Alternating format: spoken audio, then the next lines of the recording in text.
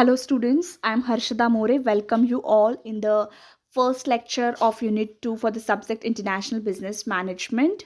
So we have already done with Unit 1 and I have already circulated the notes of Unit 1 in your WhatsApp group. So please start studying. If you are facing any kind of difficulties, please let me know. In today's class, we'll be starting the module 2, that is balance of payment, forex market and exchange control. So let's start today's discussion. So meaning of balance of payment. First we'll discuss what is the definition of balance of payment. According to Kindleberger, the balance of payment of a country is a systematic record of all the economic transactions between the residents of the reporting country and residents of the foreign countries during a given period of time. So what is the meaning of balance of payment? Balance of payment refers to, it is a statement which records all the economic transactions between residents of a country and with the rest of the world. Next is, you people may have heard about these both terms, balance of trade and balance of payment. There might be sometimes confusion regarding these both terms, as we consider balance of trade as a BOT, and we consider balance of payment as a BOP. Okay, so there might be sometimes confusion between these two terms. So I just want to clarify about these two terms.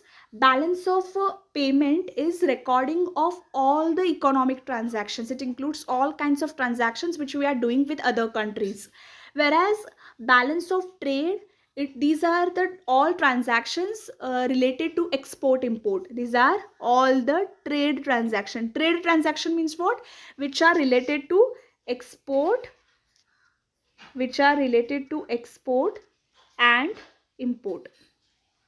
Okay, so I hope you are understanding the difference between balance of payment and balance of trade. Balance of payment is recording of all the transactions, and balance of trade is recording of all the trade transaction is export import. These transactions are between residents of the country with rest of the world. Next is, what are the different factors which are affecting balance of payment? Let's discuss one by one. First one is cost of production. So whatever cost we are incurring on the different factors of production, such as land, labor, capital, market. So whatever we are investing, whatever we are investing money for manufacturing a particular product, that should be lesser, so that if we are incurring minimum cost, so that we'll be able to sold our products in a reasonable rate with higher profits in international market as well. Next is demand and supply. So demand and supply for the product is also a very important factor. So when there is a huge demand for a particular product, now we are living in a pandemic world, so there is a huge demand for the vaccines. We can see that. So that is what, where there is a more demand, the chances are more that you can survive in the international market. Next is cost and availability. Cost and availability is of what? Cost and availability of the natural resources, cost and availability of the raw materials, whatever raw material which we are required, raw material, the intermediate goods which we are required, so that we can convert our raw product into a finished product. So if we are easily getting this particular raw materials, we can it will helps to for a smoother working of the organization, and will be able to survive in the international market. Next is exchange rate movement. So for nations with the low exchange rate values, balance of trade tends to remain unfavorable. So if there is a less, that is lower exchange value, they may not be benefited with the balance of payment. Next is domestic business. Domestic business in the sense, Domestic policies, the domestic business, in the sense domestic policies are required to boost the production and international trade. Some countries like US provides some kinds of subsidies to the local manufacturers for the exported goods and services, so that is a beneficial for them if they are getting the subsidies. Next is price. So prices of the product, manufactured product, is also plays a very important role. If the prices are reasonable, demand will be consistent for that particular product. So that we can even try for the international, even we can try for the transaction with other countries. So this is what the different factors affecting balance of payment. Next is what is the significance of balance of payment? What is the benefits of balance of payment? So next we'll be discussing about what are the significance or importance or the benefits of balance of payment. Balance of payment is helps the firms to predict the market potential in the international market. So market potential of the firm into the international markets, it helps to predict that. Secondly, it will also helps to different investment managers, government policy makers, central bank businessmen, while taking any kinds of a decision, because it includes different variables such as exchange rate, price levels, interest rates, GDP, etc. So this is what first one is, it helps for prediction of the market potential. Secondly, it helps for decision making. Thirdly, it is also help to control the inflow and outflow of the particular foreign transactions. And then it also helps to experience foreign exchange gain or loss, it can be sometimes. So this is what the significance of particular balance of payment. Next is disequilibrium in balance of payment. Disequilibrium.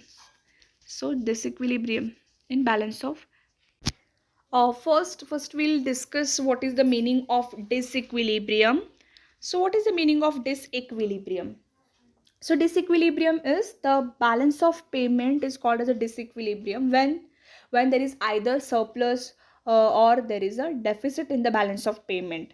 When there is a deficit in the balance of payment, the demand for the foreign exchange exceeds the demand for it. So whenever there is either surplus or there is a deficit, then it is called as a disequilibrium in a balance of payment.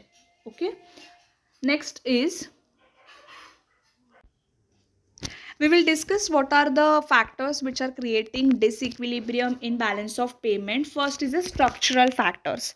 What are the structural disequilibriums? Structural disequilibriums are those which are caused due to the changes in the technologies. We can say that it changes in the attitude towards the foreign investment. It can be political disturbance, it can be strikes. So these are the reason which are leads to structural disequilibrium. Next is cyclical disequilibrium. Cyclical disequilibrium is caused due to the changes in the trade cycles. So let me first know whether you people are knowing about the trade cycle. What are the trade cycle? What does it include? It includes it includes it includes depression. It includes depression. It includes prosperity. Next, it includes boom. And last, it includes as a recession. So these are the different stages of trade cycle. So whenever we are doing transactions with other countries, both countries may are facing from the different cycles. One of the country may be in a recession cycle, or one of the country may be in a boom cycle. So it can be, stages can be differ, so that is create a disturbance when we are doing transactions with other countries. Next one is monetary disequilibrium. Monetary disequilibrium means what? It means we can say inflation, we can say deflation. So due to inflation, the prices of the products in the domestic market rises, and therefore the export items will become expensive. Okay, such a situation may affect the balance of payment, and inflation also result in the increase in the money income, so that people will start importing more goods as their income level increases. They start importing the goods. So whenever there is a more import, again as a result, import maybe turns into balance of payment position as a disequilibrium. So next is technological disequilibrium.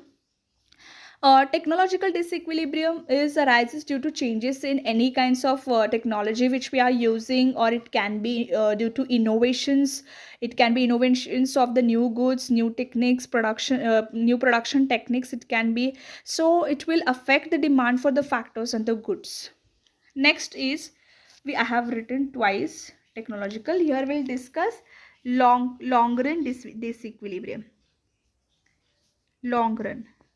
Long run disequilibrium means what? These are the factors which are affecting the balance of payment for a longer period of time.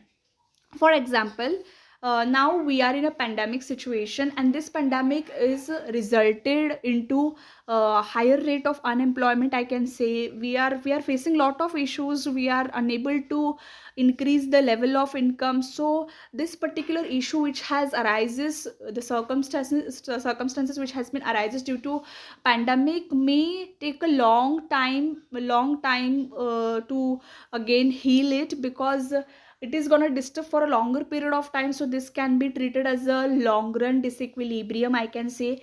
Next is short run disequilibrium. So short run is, which is this is a particular disturbance which is for a very shorter period of time.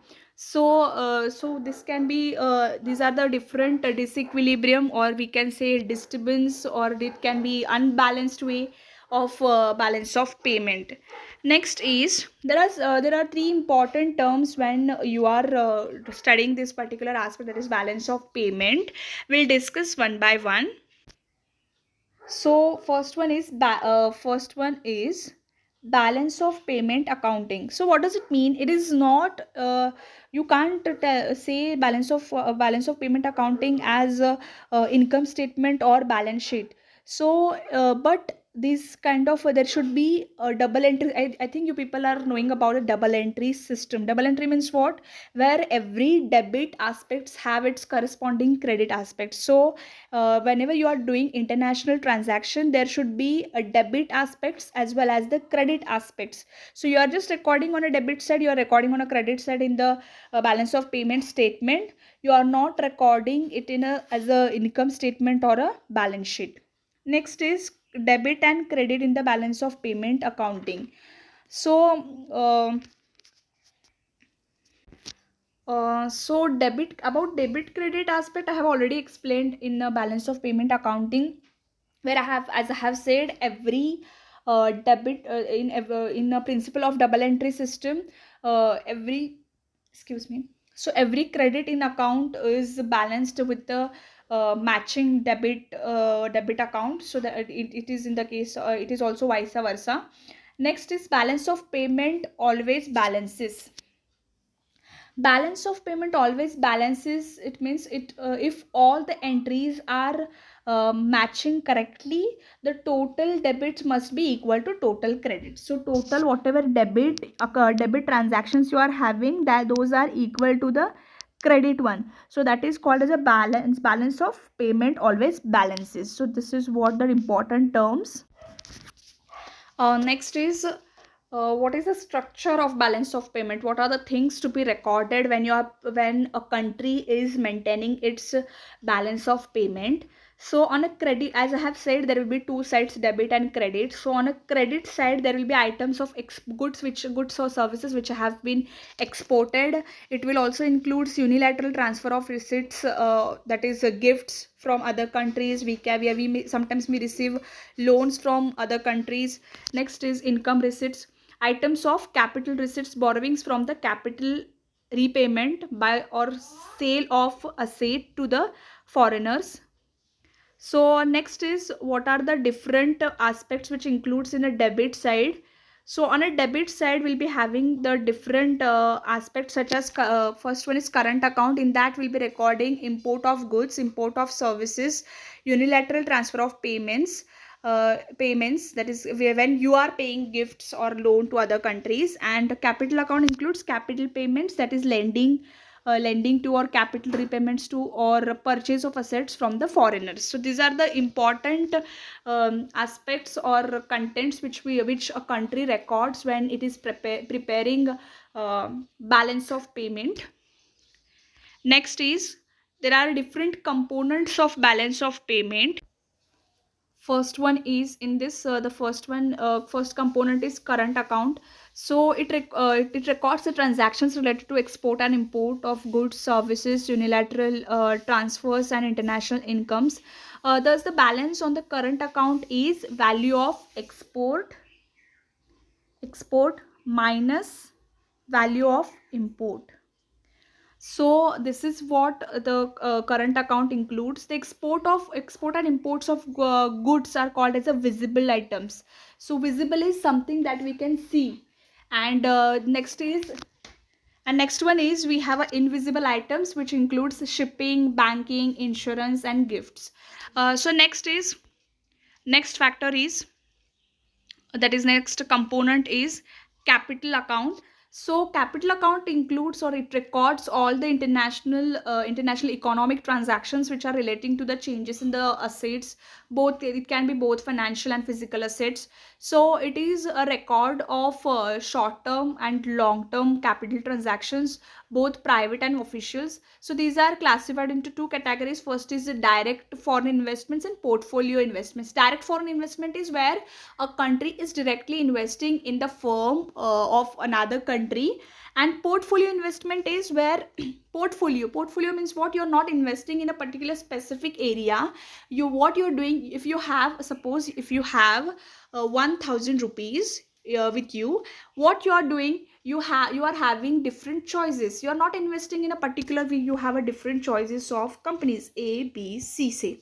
So you might be investing some of the so you might be investing 50% in company A. You might be investing 25% in the company B, and you will be investing remaining 25% in the company C, so that in case any of the company is facing losses, you may not be feel that you have lost your entire 1000 rupees. So that is what portfolio investment, where you are having whatever money you are having, you are investing into the different portfolios, not in a one single aspect, but you are having varieties where you can invest. So these are the important components of balance of payment.